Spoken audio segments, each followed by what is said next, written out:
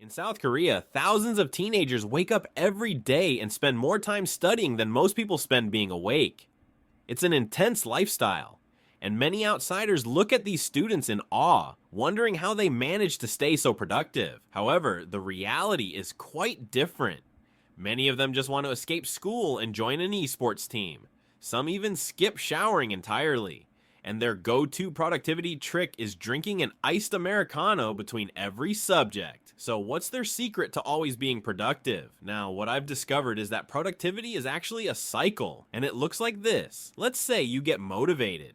That motivation drives you to start working. Completing work makes you feel good, which in turn boosts your motivation, leading to more productivity. The cycle repeats. The more motivated you are, the more you work.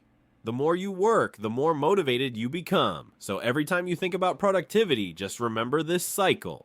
Even though it simplifies things, it's easy to recall when you wake up and don't feel like doing anything. This cycle explains a lot. For example, why is it that you can procrastinate on an essay for 3 weeks, yet somehow transform into a literary genius 30 minutes before the deadline?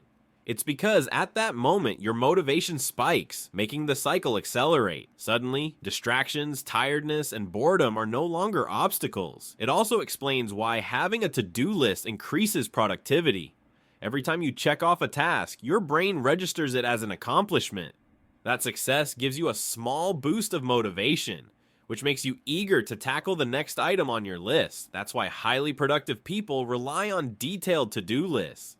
If you break a big task, like homework, into smaller specific tasks, it not only clarifies what needs to be done, but also lets you experience that motivation boost more frequently. So to keep the cycle running smoothly, make a to-do list and make it as detailed as possible. If you find yourself lacking motivation, don't worry. You can kickstart the cycle with a few self-motivation tricks. Remind yourself why you're doing this and what your ultimate goal is.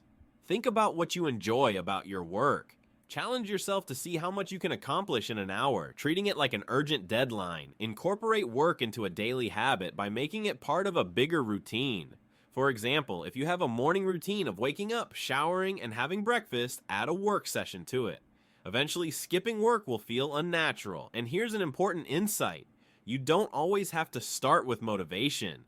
Instead, you can begin with work. If you wake up feeling unmotivated, just start working anyway, even if it's just for 1 minute. Literally 1 minute. Once you finish that tiny bit of work, you can go back to doing nothing. But more often than not, you won't want to. Completing that small task will give you just enough motivation to tackle another, and before you know it, the cycle is in full motion. This is the real secret. Don't wait for motivation, start working and let motivation follow. At Oxford University, students spend around 40 hours a week studying. Even on days when they lack motivation, they still have to wake up and put in 6 to 8 hours of work. They're not thinking, I need to study for 8 hours today. That would feel overwhelming. Instead, they think, let me just get started on the first task. And before they know it, 12 hours later, they've finished multiple textbooks, written several essays, and somehow managed to colonize 78 countries. Because the key to productivity is simple, period. Doing work leads to motivation even when nothing else does. Of course, the cycle can't continue indefinitely. Factors like exhaustion, confusion, boredom, anxiety, and distractions can slow it down. The good news? You can manage all of these. One simple way to tackle them all at once is to take a break and go for a walk. Especially if you go outside, walking can boost your energy, help you organize your thoughts, give you a change of scenery, reduce anxiety, and allow your mind to wander so you don't feel the need to get distracted later. But besides walking, here's how you can handle each issue individually. Exhaustion. If you're too tired, just take a break and get some rest. It's better than forcing yourself through unproductive work.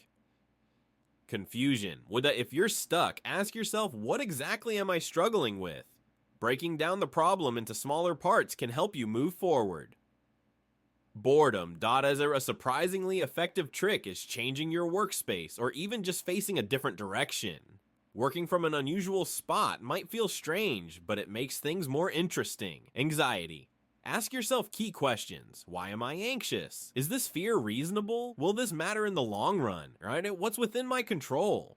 Most of the time, the solution is simple. Just focus on what you can do now. Distractions. Many books emphasize that distractions